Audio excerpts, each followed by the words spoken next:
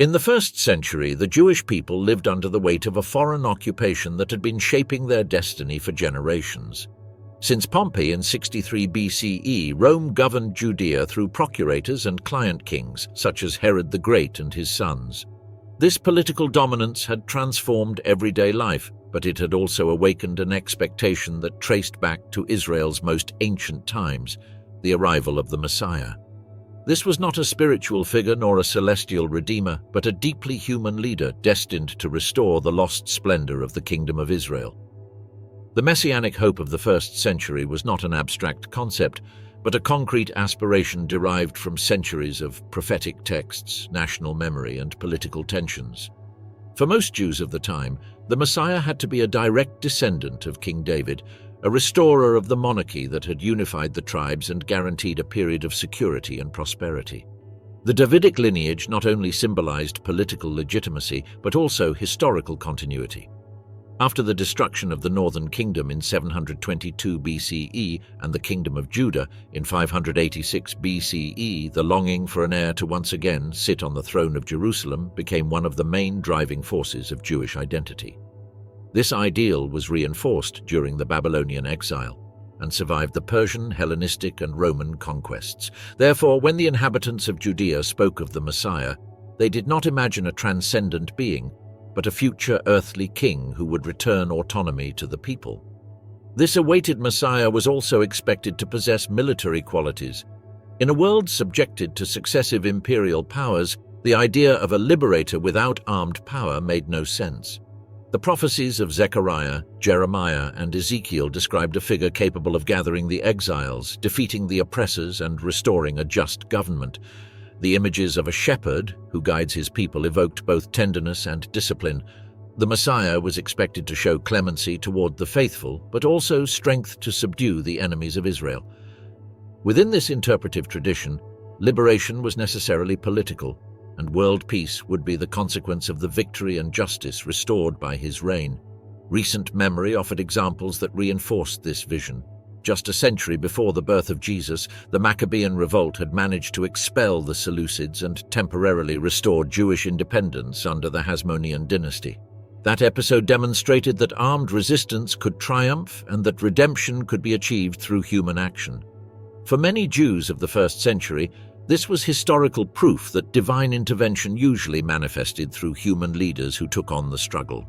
The awaited Messiah was therefore a figure similar to a charismatic general, endowed with religious and political authority, whose legitimacy would be verified when he achieved tangible results, expelling Rome, rebuilding the kingdom, and ensuring internal peace.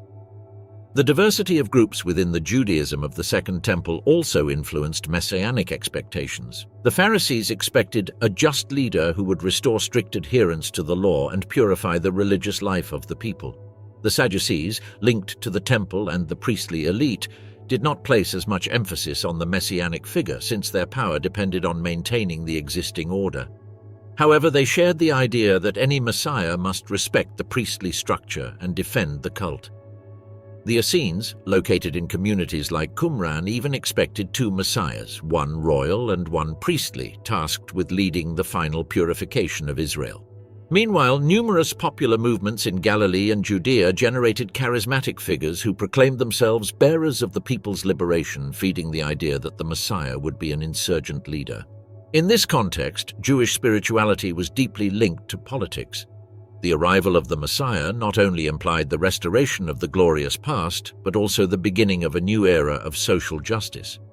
The messianic reign was to bring an incorruptible judicial system, protection for the poor, and true adherence to the Torah. The hope was not limited to the expulsion of Rome. It represented a comprehensive transformation of national life. The universal peace promised by the prophets was understood as a historical outcome. Israel's victory and the reorganization of the world under a just government emanating from Jerusalem. The first-century society was marked by tensions that made this expectation even more urgent. The Roman military presence, taxes, the abuses of tax collectors, the tensions between collaborationist elites and the popular sectors all contributed to creating an atmosphere of messianic anxiety. Movements like that of Judas the Galilean or the Zealots expressed this conviction that only a leader inspired by God could definitively liberate Israel. The arrival of the Messiah was seen as the moment when oppression would end and divine order would manifest in human history. Geography also played a symbolic role. Jerusalem was the center of the Jewish religious universe, the place where the Messiah was to appear in order to reclaim the lost sovereignty. The temple, still standing before the year 70, represented the divine presence and the axis of national identity. Its subsequent destruction would mark a definitive break, but in the 1st century it still functioned as the political and spiritual heart of a people awaiting redemption. According to tradition, the Messiah was to appear in the holy city, purify it, and rule from there over all nations. The Jewish concept of the Messiah versus the Christian concept. The concepts of the Messiah in Judaism and the emerging Christianity began to diverge radically, even though both used the same Hebrew word, Mashiach, anointed. For the Jews, the notion of the Messiah was based on a historical tradition linked to the Davidic monarchy, national restoration, and the literal fulfillment of prophecies. For the early Christians, on the other hand, the figure of Jesus inaugurated a completely new meaning which would soon transform the term into a theological category with spiritual and universal dimensions. These differences did not develop overnight. They arose from the political context, frustrated expectations, and the constant reinterpretation of sacred texts in light of the experiences of each community. The Judaism of the Second Temple understood the Messiah as a human leader, not a divine being. The anointing, a practice applied to kings and priests, signified a special election by God, but it did not alter the nature of the anointed one. Therefore, the political function was inseparable from the messianic identity. A Messiah without temporal power, without the ability to liberate Israel, could not fulfill the expected role. Most Jews believed that redemption was a historical, verifiable, and collective event, not an inner transformation or a spiritual salvation focused on the afterlife. Early Christianity, for its part, developed a concept that transcended the traditional notion of the Messiah.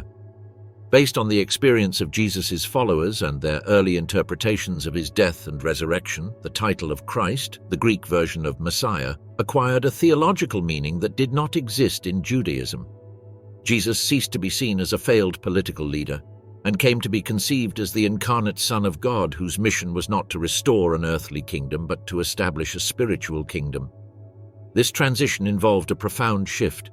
The Messiah was no longer a figure destined to rule from Jerusalem, but a universal savior capable of offering eternal life to anyone who believed in him. In this contrast lies one of the most decisive separations between the two traditions. For Judaism, the very essence of the Messiah excludes any form of incarnate divinity. God is absolutely one, and no human being can participate in his nature. For Christianity, on the other hand, the divinity of Jesus is the cornerstone of all doctrine. The first disciples reinterpreted passages from the Tanakh, understanding that they announced a figure who transcended human categories. This hermeneutical turn allowed the Christian community to explain why Jesus had not fulfilled political expectations. His true mission was not liberating in a military sense, but spiritual. Another fundamental difference arose around the fulfillment of the prophecies. For the Jews, promises such as world peace, the end of exile, and the gathering of all the tribes of Israel were to be fulfilled literally. They were not metaphors or symbols, but concrete historical events. The Messiah had to achieve in life the restoration of the Davidic monarchy and the transformation of the world order. History had to show the change. In Christianity, however, the reading of these prophecies took on a more allegorical or spiritual character. The messianic kingdom began to be understood as a state of the soul, a new relationship between God and humanity. Peace was no longer just a political fact, but also an inner reconciliation. This change in focus led to another significant divergence, the importance of suffering. Judaism did not consider that the Messiah should die as part of his mission. Although the prophets spoke of suffering figures, they were not identified with the Messiah in the strict sense. In contrast, Christianity reinterpreted these texts, especially Isaiah 53, as prophecies announcing the passion of Jesus. The death of the Messiah ceased to be a failure and became the very center of salvation. From that perspective, Jesus had fulfilled his mission precisely by dying, something that made no sense for Jewish thought, which awaited a victorious liberator. The tension between both concepts was also manifested in the view of the Messianic age. In Judaism, the Messianic era is a historical period where the world is transformed, exile ends, justice is imposed, and the divine presence becomes evident to all nations. It is an event that affects the entire Jewish people and must be publicly verified. In Christianity, however, the arrival of the Messiah inaugurated a spiritual process that continues to unfold. The fullness of the Messianic era was displaced to a future eschatological time, which allowed the explanation for the absence of immediate political changes. These differences must be understood within a historical context marked by Roman oppression and internal tensions within Judaism. Messianic expectations were not only doctrinal but also social. They expressed the deep desire for autonomy and justice. When Jesus did not fulfill those longings, many Jews found it impossible to identify him as the Messiah. The messianic prophecies in the Jewish tradition. The expectations regarding the Messiah within Judaism did not arise from later interpretations or theological constructs after the emergence of Christianity. They come from a large number of prophetic texts present in the Tanakh, especially in Isaiah, Jeremiah, Ezekiel, and Zechariah, which outlined the figure of a future Davidic leader tasked with restoring the kingdom of Israel, establishing justice and bringing an era of lasting peace. These prophecies did not have a mystical character but a political and historical one. They were the projection of a future where God would intervene through a human ruler to repair the broken order of the world. In Isaiah, one of the most influential books of Judaism, several references to a descendant of David appear who will rule with wisdom and equity. Isaiah 11 announces that a shoot will come up from the stump of Jesse, and that the Spirit of God, the Spirit of counsel, strength and knowledge will rest upon him. This Messiah will exercise perfect judgment, protect the poor, and punish the wicked. The final image of the chapter describes a transformed world. The wolf will live with the lamb, a symbol of a peace so deep that even nature will reflect the restored order. For Judaism, this prophecy is not a spiritual metaphor, but a literal description of the messianic peace that has not yet occurred. Jeremiah also provides a clear vision of the Davidic restoration. In chapter 23, he announces that God will raise up a righteous branch from the line of David, who will reign wisely and do what is just and right in the land. In his days, Judah will be saved and Israel will live in safety. The prophecy directly associates the Messiah's identity with national security and the unification of the tribes. Nothing in the text suggests a spiritual role disconnected from historical reality. For the Jews of the first century, the reference to living in safety had an evident meaning: to free themselves from foreign powers and recover the independence that had not been enjoyed for centuries. Ezekiel, a prophet of the Babylonian exile, reinforces this perspective. In chapters 37 and 40 to 48, he imagines a total restoration of Israel, the return of the exiles, the reunification of the 12 tribes, the rebuilding of the temple, and the establishment of a ruler called My Servant David. The messianic figure appears as a shepherd who cares for the people and guarantees justice. The emphasis is placed on the communal and institutional. The vision of the Valley of Dry Bones, a symbol of the revived nation, is one of the most emblematic passages of Jewish hope. Redemption is collective and visible. Ezekiel does not anticipate a divine Messiah or an inner salvation, but a historical event that will transform national existence. In Zechariah, the prophecies become more complex but retain the same core. The prophet describes a future in which Jerusalem will be exalted, its enemies defeated, and its king will rule in peace. Chapter 14 presents an apocalyptic scenario in which God intervenes directly to protect his people, but the messianic figure remains human, a leader who, according to Zechariah 9, comes humble and riding on a donkey, guiding the nation toward victory. This passage was reinterpreted by Christians in relation to Jesus' entry into Jerusalem, but in the original Jewish tradition it was understood as a symbolic act of royal renewal, a peaceful king who brings justice after conflict. In addition to these texts, there are other messianic references scattered in the Psalms, Micah, and Daniel. Psalm 89 reaffirms the eternal covenant with the house of David, a promise that Judaism still considers valid. Micah 5 anticipates a ruler born in Bethlehem who will bring peace to Israel. Daniel 7, on the other hand, introduces the figure of the Son of Man, a term that Christianity applied to Jesus. But in Judaism, it is interpreted as a collective symbol of the Jewish people or a human representative exalted by God, not as an incarnate divine entity. Most importantly, these prophecies share several elements that form the Jewish messianic expectation to this day. The Messiah is a descendant of David, a human leader destined to rule. The restoration of the Kingdom of Israel is an essential part of his mission. The reunification of the Jewish people, including the exiles, must occur. World peace and universal justice are direct consequences of the messianic reign. The temple must be rebuilt or fully function under a renewed order. Redemption is collective, not an individual experience of spiritual salvation. Why Jesus did not fulfill certain traditional messianic expectations. The figure of the Messiah, as understood by first-century Judaism, was closely linked to a set of concrete achievements that he was expected to accomplish during his lifetime. It was not about spiritual qualities, personal charisma, or miracles, but about verifiable results that would transform the historical destiny of the Jewish people. Based on the prophetic texts, tradition expected the Messiah to fulfill several essential tasks: restoring the Davidic monarchy, gathering the exiles, bringing world peace, rebuilding or renewing the life of the temple, and establishing a just government in Jerusalem. From this perspective, the messianic mission could not be incomplete or postponed to a future spiritual time. The Messiah was expected to fulfill it fully before his death.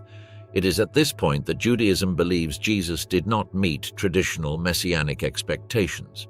One of the central tasks was the political restoration of the Kingdom of Israel. In Jesus' time, Judea was a province under Roman rule and administered by governors or client kings like Herod Antipas. Foreign domination was seen as a direct affront to the prophetic promises. The Messiah was supposed to free Israel from the imperial yoke, restore its sovereignty, and establish a just government in continuity with the Davidic dynasty. Jesus, however, did not lead any military revolt, nor did he articulate a political project aimed at overthrowing Rome. On the contrary, his message centered on the kingdom of God, understood by his followers as a spiritual kingdom, which deviated from the expectation of immediate national liberation. From the Jewish perspective, a Messiah who does not restore Israel's independence cannot be the promised Messiah. A second fundamental aspect was the reunification of the 12 tribes of Israel. The prophecies of Ezekiel, Jeremiah, and other texts announced that the Messiah would gather the dispersed ones, bringing back the exiles from all nations. Although there were Jewish communities in Babylon, Egypt, Syria, and Asia Minor, none of them were unified or restored during Jesus' lifetime. Neither did his movement have the goal of gathering them, nor did the Jewish world experience a massive return during his ministry. Redemption remained an unfulfilled promise. For Judaism, the failure to achieve this gathering is clear evidence that the messianic time had not yet begun. World peace is another indispensable component of the messianic era. Isaiah describes a transformed world where nations will not rise against each other and where divine justice will reorder human existence. This vision includes powerful symbols, the wolf living with the lamb or swords turned into plows. Nothing similar happened in the first century. In fact, the decades following Jesus' death were marked by increased tensions and conflicts, Jewish rebellions against Rome, persecutions, internal divisions, and the destruction of the temple in the year 70. Far from beginning an era of peace, history continued its tumultuous course. According to Jewish tradition, true messianic peace must manifest itself in an evident and universal way. It cannot be reinterpreted as spiritual or inner peace. Another key expectation was the reconstruction or restoration of the temple in Jerusalem. For the Jews of the Second Temple period, the sanctuary represented the divine presence and the center of religious order. Ezekiel dedicates long sections to describing the future temple, perfected and transformed into the axis of the renewed world. The Messiah was to ensure its full functioning, purify its worship, and guarantee its stability. Jesus did not rebuild the temple. He also did not establish a renewed priestly system or reorganize Israel's ritual life under a new order. On the contrary, decades after his death, the temple was destroyed by the Romans, an event that Judaism considers incompatible with the arrival of the Messianic age, as that era was supposed to inaugurate a period of protection and prosperity for Jerusalem. Social and legal justice was also essential. The prophets describe the Messiah as a ruler who will transform institutions and eradicate oppression. This justice was to be experienced in the lifetime of the Messiah and affect the entire people. However, during Jesus' time, Judea was still under a regime of inequality, with abusive tax collectors, internal divisions, and a political structure subjected to a foreign power. None of the reforms expected by Isaiah or Jeremiah materialized. Even Jesus' followers recognized that his kingdom was not of this world, an idea that was completely distant from the Jewish messianic vision. The death of Jesus represents another crucial point. In Jewish tradition, the Messiah cannot die before fulfilling his mission. His reign is part of the messianic process. He must establish peace, restore Israel, and rule in Jerusalem. Death by crucifixion, a Roman symbol of defeat and political humiliation, was incompatible with the role of the Anointed One. The prophets never announced that the Messiah would die as an essential part of his mission. Although some prophetic figures suffer, such as the servant of Isaiah, Judaism never identified these images with the Messiah. Therefore, for the rabbinic tradition, the notion of a suffering Messiah who must die and then return in a second coming is incompatible with the literal reading of the prophecies. The problem of the divinity of Jesus from the Jewish perspective. To understand why Judaism did not accept Jesus as the Messiah, it is essential to analyze the deepest point of rupture between the two traditions. The Christian assertion that Jesus is divine, the idea of a Messiah who participates in the nature of God or who is God incarnate, directly contradicts the fundamental principles of Jewish monotheism. This obstacle is not secondary or theological in an abstract sense. It strikes at the very heart of Jewish religious identity and explains why, even if Jesus had fulfilled some messianic expectations, his identification as a divine figure would have automatically excluded him from consideration. Judaism is based on the absolute conviction of the unity and oneness of God, a principle expressed in the central prayer of the Shema, "Hear, O Israel, the Lord our God, the Lord is one." This declaration is not just a dogma, but a spiritual, ethical, and cultural framework that determines how Jews conceive the relationship between God and the world. For Judaism, a human being cannot be God, and God cannot assume human form without breaking his eternal essence. Primitive Christianity, on the other hand, developed a vision in which Jesus is the Son of God, not only in a symbolic or metaphorical sense, but in an ontological sense. Jesus shares divine nature. This idea gradually consolidated, especially in the early Hellenistic communities, which interpreted the figure of Jesus using Greek philosophical concepts such as logos, incarnation, and divine pre-existence. Although Christianity claimed that the Trinity did not affect the unity of God for the Jewish sages, this distinction was insufficient. In Jewish tradition, divine unity is indivisible and incomparable. Associating any human figure with divinity is not only considered impossible, but also a violation of the fundamental commandments that prohibit idolatry. From this premise, the worship of Jesus could not be interpreted as a legitimate form of monotheism, but as the introduction of a divine intermediary that the Torah explicitly rejects. Another key aspect is the tradition that, although the Messiah is exalted and chosen by God, he remains fully human. Figures such as King David, King Hezekiah, or the priest Joshua were viewed by generations as figures who foreshadowed the Messiah, but none of them were venerated as supernatural beings. The Messiah was expected to have a specific lineage, fulfill historical tasks, and govern in Jerusalem as any legitimate king. For the Jewish sages of the first century, the idea of a Messiah who was simultaneously human and divine had no biblical precedent. There was no indication in the scriptures that the Anointed One was more than an extraordinary leader inspired by the Spirit of God, but never equal to God. The Jewish resistance to the divinity of Jesus deepened when observing how Christians reinterpreted biblical passages that, in their original reading, did not allude to the Incarnation.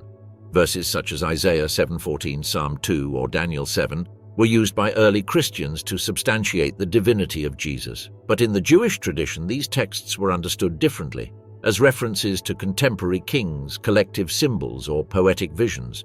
Judaism held that no messianic prophecy announced a divine incarnation, so Christian theology, from its perspective, represented a hermeneutical deviation without textual foundation. Moreover, Jewish thought has always insisted that the relationship between God and humanity does not require divine intermediaries. The prophets, judges, and leaders of Israel acted as messengers, but never as beings who participated in the divine essence.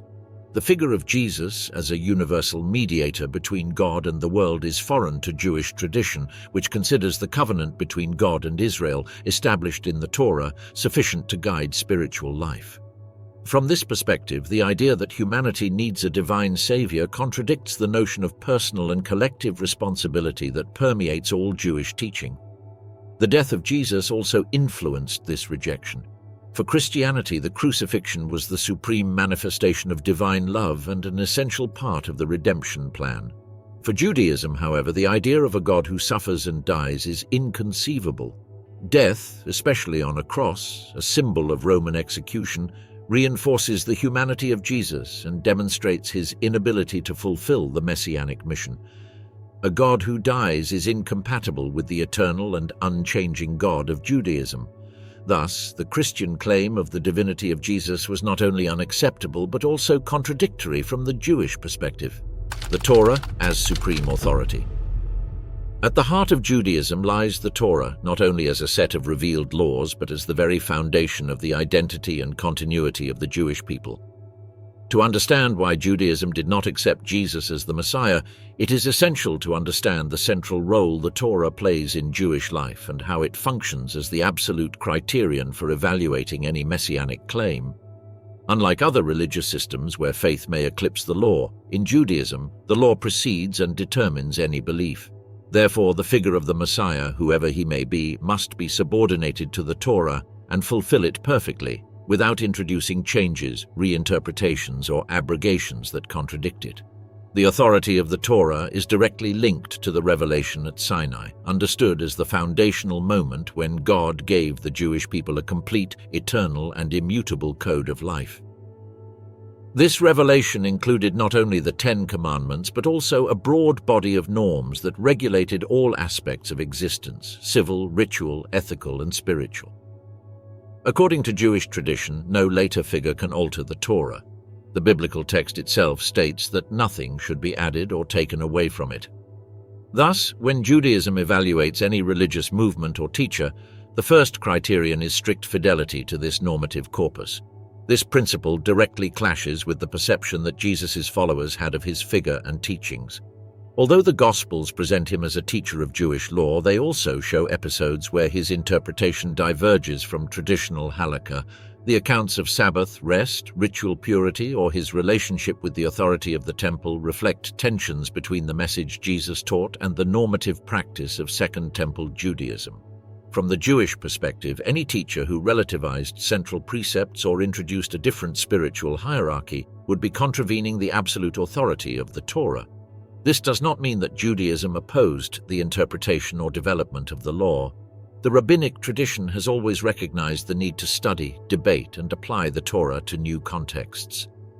What could not be accepted was the idea that an individual, even a charismatic or inspired one, had the authority to substitute the Torah with an alternative message.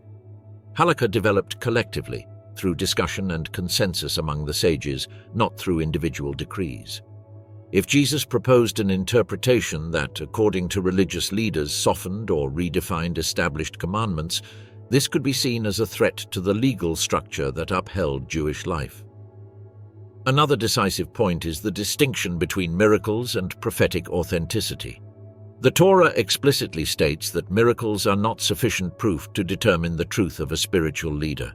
In Deuteronomy, it is warned that even if a prophet performs signs and wonders, if his message contradicts the Torah or urges the people to stray from it, he must be rejected. This means that for Judaism, the ability to perform extraordinary acts does not legitimize a teaching that opposes the sacred text. Thus, while Christian accounts attribute miracles to Jesus, they could not serve as a basis for accepting his messianic authority if his interpretation of the law differed from tradition. The Torah is not only a religious norm, it is also a perpetual covenant between God and the Jewish people. The prophets, including Isaiah, Jeremiah, and Ezekiel, reaffirmed that this covenant was eternal and that even the coming of the Messiah would not justify a modification of the law. Furthermore, in Jewish tradition, one of the signs of the true Messiah is that he will reinforce the observance of the Torah and restore it to its original purity, not introduce new doctrines or structural changes. A Messiah who relativized the law would, by definition, be a false Messiah. This approach led the Jewish sages to view with suspicion any movement that seemed to place a religious teacher above the Torah. If some followers of Jesus presented him as a figure with divine authority, capable of reinterpreting or transcending the commandments, this constituted a break with the fundamental principle that the Torah is the supreme authority. In Judaism, there is no concept of a later revelation that replaces or perfects the revelation at Sinai. Therefore, the Christian notion of a new covenant based on the figure of Jesus could not be accepted. Moreover, the Torah establishes specific criteria for identifying false prophets or leaders who might mislead the people. These criteria include not only fidelity to the law but also alignment with prophetic expectations, the restoration of the kingdom, visible justice, and lasting peace. Since none of these signs manifested during Jesus' lifetime, the sages had additional reasons to consider his figure incompatible with the messianic identity. The supreme authority of the Torah also explains why Judaism survived the destruction of the temple and the absence of a recognized messianic figure. The law functioned as a unifying element capable of sustaining communal life even without central institutions. Jewish continuity did not depend on the immediate appearance of the Messiah, but on the constant observance of the Torah. The role of religious leaders in the first century and their opposition to Jesus. In the first century, the religious structure of Judea functioned in close relation to political power. Jewish leadership was composed of several groups with different functions and visions: the Pharisees, experts in the law and popular figures; the Sadducees, aristocrats linked to the temple and the government; the scribes, legal interpreters; and the Sanhedrin, the supreme council responsible for regulating communal life. These groups were not uniform and did not always act in coordination, but all shared the responsibility of preserving religious stability under Roman rule. The figure of Jesus emerged in this complex context where any charismatic preacher was evaluated with caution, especially if they gathered crowds or challenged established norms. The Pharisees, although often portrayed in Christian accounts as direct antagonists of Jesus, were primarily a religious movement focused on the observance of the Torah and the oral interpretation that would later give rise to rabbinic tradition. Their authority was based on legal knowledge and moral influence over the population. For them, any teacher who taught about the law had to do so within the interpretive framework received from previous generations. Jesus, however, taught autonomously, appealing to personal authority that could be seen as a break from tradition. When he spoke of the Sabbath, ritual purity, or forgiveness of sins, he did so without resorting to established legal consensus. This independence raised suspicions, not because Jesus taught compassion or righteousness, but because his interpretations did not submit to the traditional process of legal debate that regulated Jewish life. The Sadducees, on the other hand, represented the priestly elite of the Temple of Jerusalem. They controlled the sacrifices, the economic administration, and the direct relationship with Rome from which their hold on power depended. For them, any movement that disrupted the social order could be dangerous.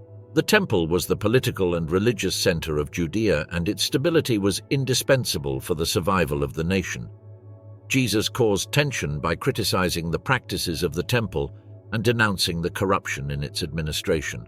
A symbolic gesture like that could lead to Roman intervention, something the Sadducees feared deeply. Therefore, their opposition to Jesus was not just doctrinal, it was also a preventive strategy to avoid imperial reprisals. The Sanhedrin, which gathered representatives of various groups, had the mission of ensuring the legal cohesion of the people. In a context where messianic movements and charismatic leaders were proliferating, the council had to act with caution.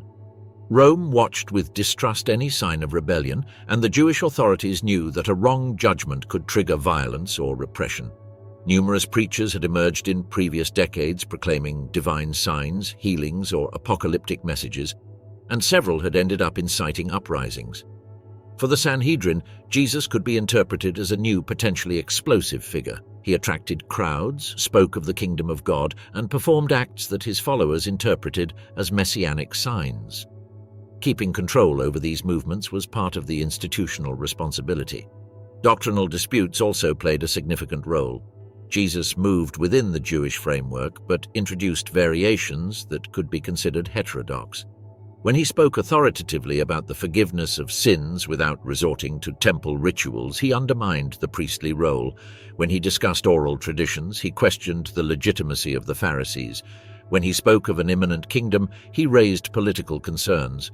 For the religious leaders, the worry was not only theological. A teaching that weakened observance or challenged traditional interpretation could destabilize the cohesion of the people in times of political vulnerability. The fear of Rome was an omnipresent factor. The Pax Romana was maintained through limited religious tolerance and strict surveillance. Any sign of messianic agitation could be interpreted by the imperial authorities as a focal point for insurrection. After all, the Romans had witnessed rebellions like that of Judas the Galilean, whose nationalist ideals were associated with fiscal resistance and rejection of imperial authority. If Jesus was proclaimed King of the Jews by some followers, even in a spiritual sense, that expression had an obvious political risk. For an empire that harshly punished sedition, religious leaders had to contain any movement that could be interpreted as a challenge. Moreover, there was a matter of internal authority. First-century Judaism was not a religion centered on autonomous, charismatic figures. Teaching had to be transmitted through recognized structures, Pharisee schools, authorized teachers, priests, and scribes. When Jesus taught in synagogues without having been trained in any of those schools, some leaders could see him as a valid preacher, but others considered that this freedom could confuse the people. The problem was not the morality of his message, but the absence of institutional validation. In a time of growing tensions, authority was a fundamental aspect to prevent internal fractures. It is also necessary to consider the interpretive disputes. Jesus spoke of compassion, inner purity, and love for one's neighbor, values that did not contradict the Torah, but his way of presenting them, emphasizing the spirit over certain ritual details, could be interpreted as a relativization of sacred norms. Judaism held that the law was eternal and could not be altered. Any apparent flexibility raised concern. Although Jesus did not reject the Torah, his interpretive style generated friction with those who had the communal responsibility to preserve its observance. The suffering of the Messiah, two opposing interpretations. At the heart of the debate between Judaism and Christianity about the figure of Jesus lies one of the most commented, discussed, and reinterpreted passages in all of biblical literature, Isaiah 53, the famous text of the suffering servant. For Christianity, this chapter constitutes a direct prophecy of the passion and death of Jesus, an anticipatory description of the sacrifice that would bring spiritual salvation to the world. For Judaism, however, the servant is not an individual messianic figure but a collective metaphor, Israel as a nation, or a symbolic reference to the righteous who suffer due to oppression. The two interpretations not only differ in their conclusions, but they represent incompatible views on the meaning of suffering and the role of the Messiah in history. In the Jewish tradition, the figure of the Messiah has never been associated with mandatory suffering or death as part of his mission. None of the prophetic books describe the Anointed One dying for the sins of the people, nor being defeated, nor sacrificed. On the contrary, he is presented as a victorious restorative leader capable of transforming national life into a period of peace and justice. The notion of a Messiah who fails politically, dies before completing his work, and returns in the future to complete it, does not appear in any text of the Tanakh. This idea only emerged within Christianity as an interpretive response to the crucifixion of Jesus. The Jewish sages of antiquity interpreted Isaiah 53 from a different angle. The chapter is part of a larger series known as the Songs of the Servant, where the servant is repeatedly identified as the people of Israel. In Isaiah 41, 44, and 49, the text itself refers to "my servant Israel," an explicit designation that frames the traditional reading. From this perspective, the suffering described reflects the history of the Jewish people subjected to successive empires. The servant is despised by the nations, burdened with the sins of others in the sense that he bears consequences generated by others and finally vindicated by God. Nothing in this model points to a divine individual who atones for sins through his death. Another possibility interpreted by some commentators refers to the righteous of Israel, pious people whose life of integrity contrasts with the violence of the world around them. Their suffering has a moral sense, but not a sacrificial one. The righteous endure injustices, but their merit inspires the spiritual correction of the people. This reading also does not suggest that suffering is necessary for redemption, let alone that an individual must die to fulfill the divine will. It is a suffering that testifies to the fragility of the world, not one that establishes a system of salvation. Christianity, on the other hand, applied the text directly to Jesus. The description of a man beaten, despised, led like a lamb to the slaughter, and silent before his tormentors was understood as a literal announcement of the Passion. Suffering became the center of Christian theology. The death of the Messiah was not a defeat, but the deepest victory, the definitive atonement for sins. This hermeneutical turn completely transformed the messianic notion. From a victorious earthly leader, the Messiah became a redeemer whose triumph was revealed in the resurrection. Salvation ceased to be historical and collective and became spiritual and individual. This reinterpretation was unthinkable within first-century Judaism, whose conceptual structure did not allow for a Messiah who had to die to fulfill his mission. The messianic figure was linked to the continuity of human history, not to its interruption through sacrifice. A Messiah who dies without restoring the kingdom of Israel cannot be considered authentic because the criterion for recognizing him is the fulfillment of the prophecies. Therefore, from the Jewish perspective, Jesus' followers did not validate his messianism through his deeds, but through their faith that he was the Messiah, even without having accomplished the messianic tasks. For Judaism, the logic is the opposite. First, the tasks must be fulfilled. Then the Messiah is recognized. This contrast is also evident in the way both traditions interpret suffering. In Judaism, suffering is a human condition, a historical experience that can have ethical or corrective meaning, but it is never a channel through which a human figure spiritually purifies others. Moral responsibility is individual. Each person answers to God for their actions.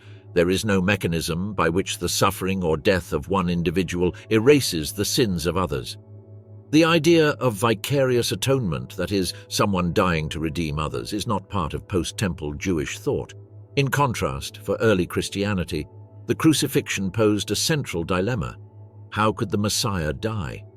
The answer was revolutionary. His death was not a failure, but the core of the divine plan. Isaiah 53 thus became the key that allowed the reinterpretation of Jesus' destiny. The early Christian community found in that chapter the language necessary to explain what would otherwise have seemed an insurmountable contradiction. The Messiah suffered because his spiritual mission transcended political restoration. His sacrifice inaugurated a new covenant between God and humanity. The Jewish reading, however, maintains that this reinterpretation forces the original meaning of the text. Isaiah 53 is not isolated. It is surrounded by chapters where the servant is Israel. The literary context supports a national or collective reading. Moreover, the passage describes past suffering, not a future event that was to be fulfilled by a specific individual. From this perspective, the Christian appropriation of the text reflects a later rereading motivated by the need to understand the destiny of Jesus. The destruction of the temple in the year 70 and the definitive separation between Judaism and Christianity. When the Temple of Jerusalem fell in the year 70 CE, nothing was the same for the Jewish people nor for the emerging Christian movement. The destruction of the sanctuary marked a historical break that sealed two distinct religious paths. Although Jews and early Christians had coexisted for decades within a shared doctrinal space, the impact of the Roman siege turned differences into irreversible boundaries. In the devastation of the temple, both groups interpreted the event in completely opposite ways, which deepened the separation between them and consolidated two divergent identities. The conflict had begun years earlier, when tensions between the Jewish people and the Roman Empire had grown. Administrative abuses, excessive taxes, provocations by the procurators, and tensions between internal factions finally erupted in the Great Jewish Revolt of 66 CE. Jerusalem became engulfed in a civil war, while Rome prepared a massive offensive to crush the rebellion. The city, divided among zealots, priests, and different nationalist groups, resisted fiercely. In this context of political and religious upheaval, the followers of Jesus, who still formed part of the Jewish world, witnessed a conflict that placed them in an ambiguous position. They were Jews, but with a different understanding of the identity and mission of the Messiah. General Titus, sent by his father Vespasian, arrived in Jerusalem in the year 70 to suppress the insurrection. The siege was brutal. The city was surrounded, hunger devastated the population, and internal factions continued fighting among themselves. Historical texts, including the account of Flavius Josephus, describe scenes of extreme chaos, fires, looting, and massacres. With it disappeared the institutional axis that had defined Jewish religious life since the return from the Babylonian exile. For Judaism, the fall of the temple did not mean the end of its identity, but it did necessitate a reorganization of its entire spiritual structure. Without sacrifices, an active priesthood, or a sanctuary functioning as a unifying center, rabbinic Judaism began to take shape. The sages gathered in Yavne under the leadership of Rabban Yohanan ben Zakkai, establishing a system based on the Torah, legal interpretation, and communal life, which preserved the religion even without the temple. This transformation allowed Judaism to survive the destruction and maintain its historical continuity, although at the cost of abandoning a model centered on sacrificial worship. For the followers of Jesus, on the other hand, the destruction of the temple acquired a different meaning. Many Christians interpreted the event as a confirmation of their belief that Jesus had inaugurated a new covenant that replaced the role of the physical sanctuary.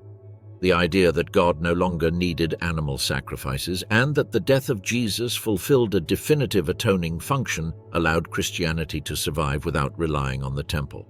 The separation between Jesus' message and the temple ritual was accentuated, and the destruction was understood by some as a sign of theological validation. This interpretation, although not universal, accelerated the distance between the two communities. Judaism, however, never accepted this reading. For the sages, the destruction did not invalidate the Torah nor annul God's promises. It was a historical disaster caused by Roman imperial power, compounded by internal disunity, but not a sign of divine rejection of the Jewish people. From this perspective, the Messiah had not yet arrived, for the messianic era was meant to bring precisely the opposite of what had occurred: the protection of Jerusalem, the reunification of the people, and the restoration of the temple. The fall of the sanctuary demonstrated for Judaism that the messianic time was still pending. Christianity, in turn, experienced a process of expansion outside Judea. After the destruction of the temple, Christian communities began to establish themselves in greater numbers in Mediterranean cities. Their message found space among Gentiles who were not connected to the structure of Jewish worship. This openness reinforced the interpretation that the Messiah was meant to have a universal scope, while Judaism remained focused on national identity and legal continuity. The separation became theological, social, and geographical. As Christianity moved away from the temple and the Jewish legal framework, Judaism strengthened its commitment to the Torah and to practices that would ensure its survival. Another factor that deepened the distance was the way each group interpreted collective suffering. For Judaism, the tragedy of the year 70 was a call for communal introspection and moral strengthening. For Christianity, the fall of the temple reinforced the belief that the new path inaugurated by Jesus was independent of the cultural structure of ancient Israel. Both groups found themselves at a crossroads where their responses to the trauma were incompatible with each other. Christianity moved away from Jewish nationalism, and Judaism reaffirmed its hope in a Messiah yet to come, who would restore what Rome had destroyed. Jewish oral transmission, Talmud, and its view on the messianic eras. After the destruction of the Second Temple in the year 70, Judaism reorganized around an axis that already existed but would acquire new centrality: the oral transmission of the law, later known as the Torah Shebe'al Peh, or oral law. This tradition, which included interpretations, legal debates, ethical teachings, and decisions of the sages, would be compiled into two fundamental works, the Mishnah and the Talmud. Although these texts cover an enormous variety of topics, their view on the Messiah and the Messianic eras profoundly influenced the way Judaism interpreted figures like Jesus, and more broadly, how it defined its expectations regarding future redemption. Unlike Christianity, which centered messianic hope on a specific person, the Talmud approached the question from a legal, ethical, and communal perspective. The Talmud distinguishes between two essential concepts: the Messiah ben David, a descendant of King David, and the Messiah ben Yosef, a secondary figure in some traditions who might precede the final Messiah. But even these categories do not occupy a dominant place in the Talmudic corpus. The primary concern of the sages is not to identify the Messiah, but to establish the conditions under which his arrival will be possible and to understand the changes that the messianic era will bring. In general, the Talmudic vision maintains the same historical expectation as the prophets. The Messiah will be a human leader who brings peace, justice, restoration, and universal harmony. There is no formulation describing him as divine or as an incarnation of God, and the idea of a Messiah who dies and then returns is not contemplated. One of the most cited passages appears in Sanhedrin 98, where the sages discuss the signs that will precede the Messiah. There, a time of social instability, political corruption, economic tensions, and loss of values is described. However, it is emphasized that these phenomena do not identify a specific Messiah but form part of a context conducive to redemption. The Talmud avoids naming historical individuals and discourages any premature identification. For the sages, proclaiming oneself as the Messiah or identifying a leader as such was a dangerous attitude that could lead to deception and conflict, as occurred with later failed messianic figures, from Judas the Galilean to Bar Kokhba. The Talmud also insists that the messianic era will be historical and visible. In Pesakim 68, Rabbi Eliezer and Rabbi Yehoshua debate whether miracles will be necessary at that time or if redemption can arise through natural processes. Even in the most miraculous positions, the arrival of the Messiah implies verifiable changes, the return of the exiles, global peace, economic prosperity, and the restoration of the temple. The emphasis falls on the collective dimension. The Messiah does not redeem individuals, but the entire nation. Spiritual or personal salvation is not part of the Talmudic messianic framework. This contrasts with Christianity, whose focus shifts to inner salvation through faith in Jesus. The Talmudic vision also clarifies that miracles are not proof of messiahship. In many discussions, the sages warn that even extraordinary acts can be misinterpreted. The authenticity of a Messiah is measured exclusively by his fulfillment of the law and by the historical results of his leadership. This criterion explains why Judaism did not consider the miracle stories attributed to Jesus as valid. Even if accepted as facts, they would not meet the necessary requirements. The only thing that validates a Messiah is the realization of prophetic signs, the reconstruction of Israel, world peace, and universal justice. The Talmud never teaches that the Messiah depends on faith, conversion, or theological reinterpretations. Another important dimension of the oral tradition is the concept of olam haba, the world to come. In rabbinic theology, olam haba can refer both to the messianic era and to an existence after resurrection. But the Talmud does not identify the Messiah as a savior who grants eternal life. Rather, the Messiah inaugurates a stage in world history, while spiritual reward belongs to divine judgment over human actions. This doctrinal framework makes the Christian idea that salvation depends on believing Jesus is the Messiah incompatible. For Judaism, what determines the afterlife is the fulfillment of the Torah. The sages also debated whether the arrival of the Messiah is inevitable or depends on human actions. In Sanhedrin 97, it is stated that redemption can be accelerated if Israel acts righteously, but it can also be delayed due to its behavior. This ethical emphasis underlines that the Messiah is not a figure destined to appear at a predetermined moment, but the result of cooperation between divine providence and human action. Communal responsibility carries more weight than any expectation centered on an individual figure. A similar principle applies to the suffering servant of Isaiah. The Talmud never associates him with the Messiah. It interprets him as a symbol of Israel or as a representation of the righteous who suffer. This reinforces the interpretive line according to which the Messiah should not die for the redemption of the people. The suffering of the Messiah is not part of the Talmudic framework. The resurrection of the Messiah after dying is non-existent in rabbinic literature. Finally, the Talmud presents a vision in which the identity of the Messiah is subordinated to the continuity of Judaism. The Talmudic concern is not to identify the Anointed One, but to preserve the law, improve communal life, and ensure the transmission of knowledge. The Messiah will arrive when the people are ready, but his absence does not prevent religious practice or the spiritual development of Israel. In the Talmudic tradition, the Messiah is a future human ruler whose role will be to transform history, not to reinterpret it in a spiritual sense. His figure is inseparable from prophetic tasks and cannot be identified retrospectively based on doctrines that arose later. Thus, the rabbinic vision consolidated a stance that further distanced Judaism from the figure of Jesus. The historical continuity of Judaism without the need for a Messiah already revealed. After the destruction of the temple in the year 70 and then the defeat of the Bar Kokhba revolt in 135, Judaism faced an unprecedented crisis. The institution that had been the ritual, social, and political heart of the Jewish people had disappeared, along with the possibility of continuing many practices that depended on the sacrificial cult. However, unlike nascent Christianity, which interpreted these events as signs of the fulfillment of a divine plan centered on Jesus, Judaism reconstructed its spiritual framework without considering it necessary for the Messiah to have already arrived. The historical continuity of the Jewish people was based on adaptation, the preservation of the Torah, and the strengthening of communal life, not on the expectation of a messianic figure already revealed. In the face of the temple's devastation, this group reconfigured religious practice to survive in a world without sacrifices. Prayer replaced offerings, synagogues took over the central role of the temple as a meeting space, and study became a spiritual act equivalent to worship.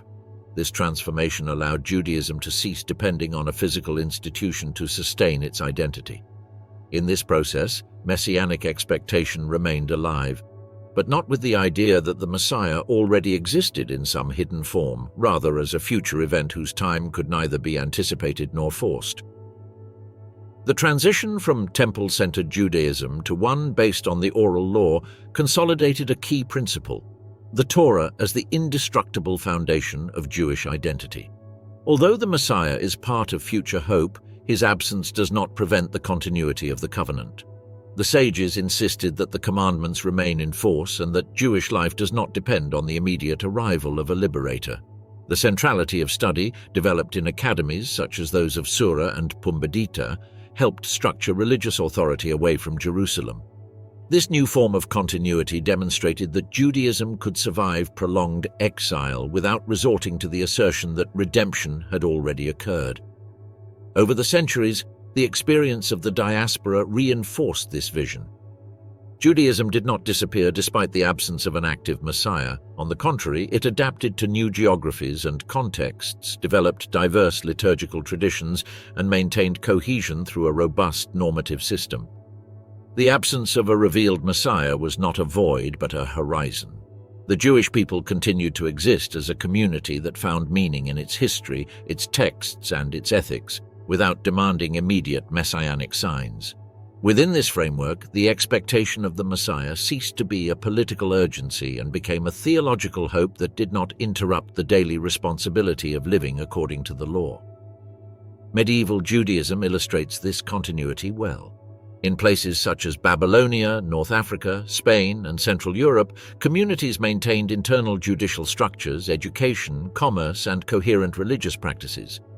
Messianic expectation was never abandoned, but it also did not become a criterion for identifying leaders or movements born of desperation. Even figures like Shabbatai Tzvi in the 17th century, who generated messianic fervor, were understood retrospectively as warnings about the dangers of hastening redemption. The rabbinic tradition always held that the Messiah will come when God determines, not when humans declare it. In this process, Jewish thought developed a position very different from the Christian perspective regarding messianic revelation. While Christianity identified a specific moment in history, namely the life of Jesus, as the fulfillment of the promise, Judaism maintained the idea that redemption has not yet fully manifested. The Messiah is not considered to currently exist in an active spiritual form, nor is his mission in progress. For Judaism, redemption cannot be partial or invisible. It must transform history in a verifiable way. Thus, the continuity of the Jewish people does not require a Messiah already revealed, but a constant commitment to the Torah and the community. This perspective allowed Judaism to withstand persecution, expulsions, and periods of isolation. Daily religious practice, such as observing the Sabbath, celebrating festivals, studying, and teaching children, became the main vehicle for preserving identity. Future redemption is a central element of hope, but not a condition for fully living in the present. Continuity is based on fidelity to the covenant, not on the identification of a redeemer. Even in modern times, after emancipation and the social changes of the 19th century, this stance was maintained. Although debates arose about the relationship between Judaism and nationalism, the figure of the Messiah was not reinterpreted as fulfilled or symbolic. The establishment of the State of Israel in 1948 generated new reflections, but most rabbinic currents insisted that the existence of the state does not equate to the fulfillment of messianic prophecies.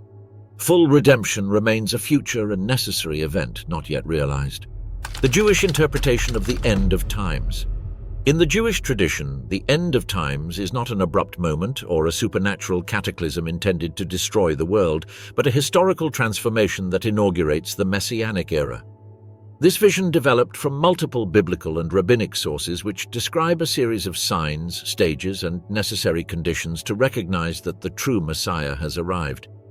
Unlike the Christian perspective, which interprets the end of times in a more spiritual or eschatological way, Judaism understands these events as verifiable, earthly, and collective processes that affect the Jewish people, humanity, and the global political order.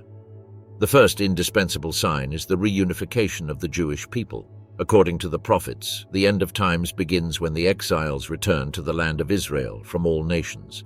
Ezekiel speaks of a total restoration of the tribes, united under a single leadership, while Jeremiah describes the return as an event even greater than the exodus from Egypt. For the Jewish vision, this gathering is not symbolic. It must be seen in history.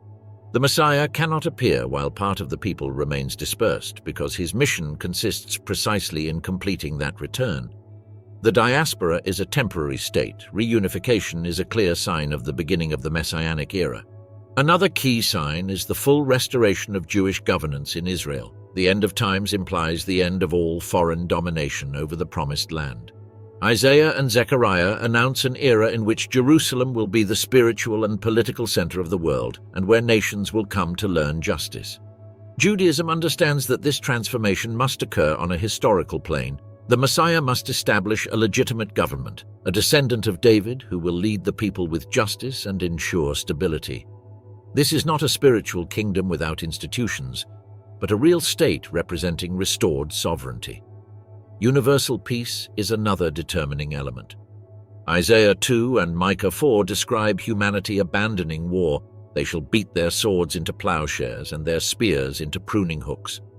This is one of the most well-known passages in the Jewish tradition, because it situates global peace not as a sudden miracle, but as a consequence of justice and righteousness emanating from messianic leadership.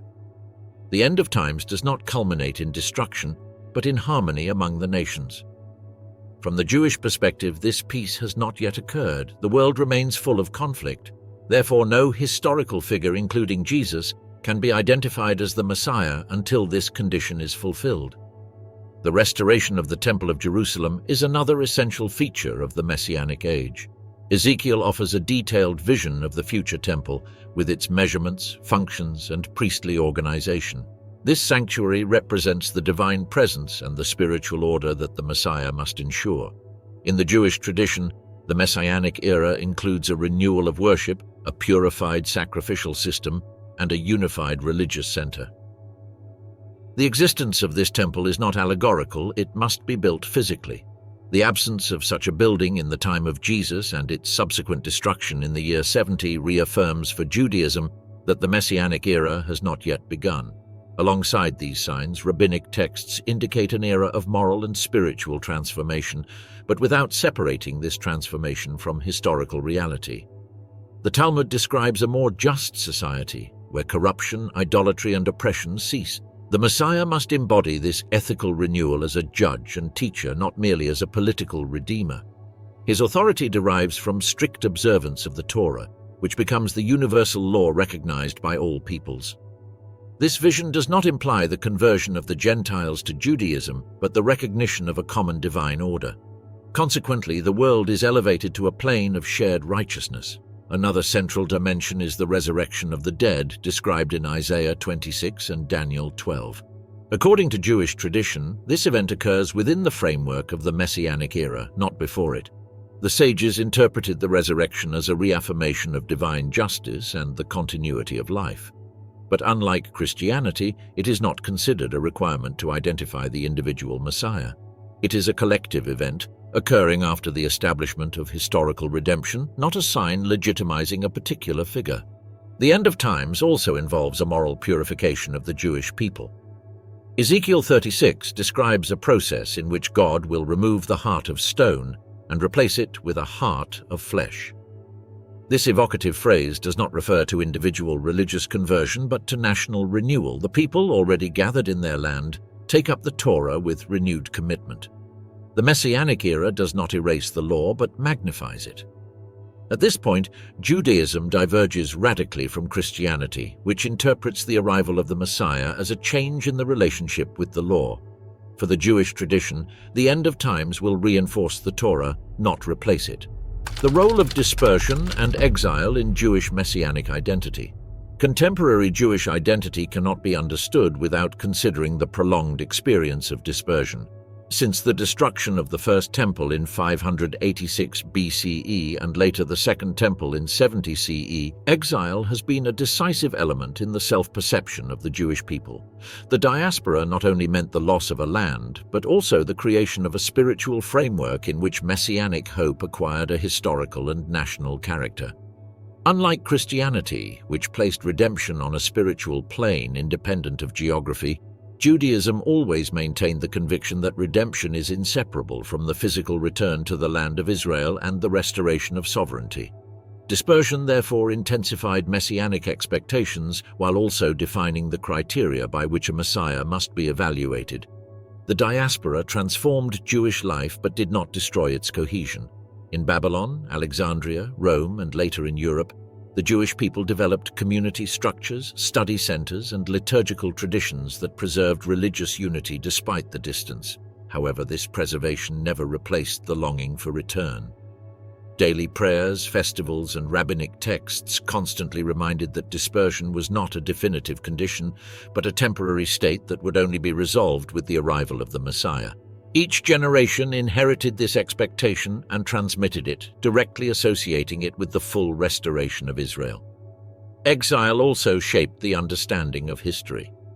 For Judaism, dispersion was not a political accident but a spiritual consequence linked to the breaking of the covenant. The prophets had anticipated that disobedience would bring destruction and exile, but they had also promised the future gathering of the people when the Messiah would establish a new order.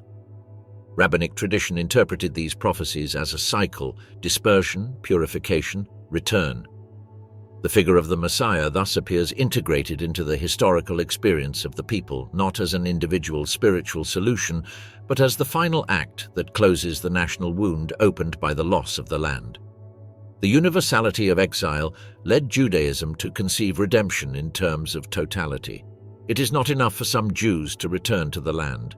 Messianic expectation requires the gathering of all the dispersed tribes, even those whose identity has been diluted over time.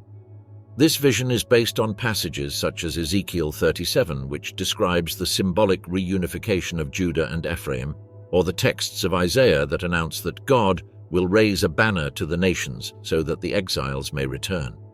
This universal perspective makes redemption a collective event visible to all humanity. Any figure claiming to be the Messiah must fulfill this condition, and it is precisely this expectation that creates a definitive distance between Judaism and the figure of Jesus, whose message was not related to the gathering of the tribes, nor did it produce a national restoration. Dispersion also reinforced the idea that messianic fulfillment must manifest unequivocally in historical reality. In the diaspora, Jews lived under the authority of foreign powers, subject to laws and cultural contexts that were not their own. This condition implied that the arrival of the Messiah could not be an ambiguous or spiritualized event. It had to produce a concrete transformation: the return to the land, the end of oppression, the restoration of independence, and the international recognition of Israel. Exile made redemption a verifiable process, a visible rehabilitation of the national state. For this reason, Jewish tradition never considered symbolic or internal redemption sufficient. The prayers that accompanied the Jewish people for centuries bear witness to this vision. In the Amidah, recited 3 times a day, the gathering of the exiles and the restoration of the Davidic kingdom are explicitly requested. In the Passover liturgy, the desire is expressed to celebrate the festival next year in Jerusalem. These expressions are not spiritual metaphors, but concrete statements linking religious life with geography and politics. Jewish identity was shaped by this constant memory of loss and this enduring hope of return. Far from diluting identity, dispersion reinforced its anchoring in the messianic promise. The experience of exile also strengthened the centrality of the law, Torah, as a unifying element. Without a temple and without a kingdom, Jewish life revolved around the study and practice of the law. This had direct consequences for the conception of the Messiah. A figure who does not reaffirm the Torah or guarantee its observance cannot be accepted. In the diaspora, the law became the axis that maintained the unity of the people, and the Messiah had to be its protector and restorer. The idea of a Messiah whose mission transcends or replaces the law was incompatible with the historical experience of the diaspora, which had made legal observance the essence of Jewish survival. Another consequence of dispersion was the way Judaism interpreted failed messianic movements. Throughout history, several leaders proclaimed themselves as the Messiah or were considered as such by segments of the people, especially in times of crisis. However, when none succeeded in gathering the exiles, restoring sovereignty, or inaugurating messianic peace, they were dismissed without the need for complex theological debates. The diaspora taught that if the signs do not appear, the figure is not messianic. No subsequent reinterpretations, second comings, or spiritual explanations are required. This clear and direct criterion led Jewish tradition to reject the identification of Jesus as the Messiah. Dispersion also kept alive the conviction that the final redemption would be a public event recognizable by all nations. The prophets describe a moment in which Israel regains its place among the peoples and divine justice manifests universally. This vision holds that the Messianic era will not be an internal or private event, but a qualitative change in human history.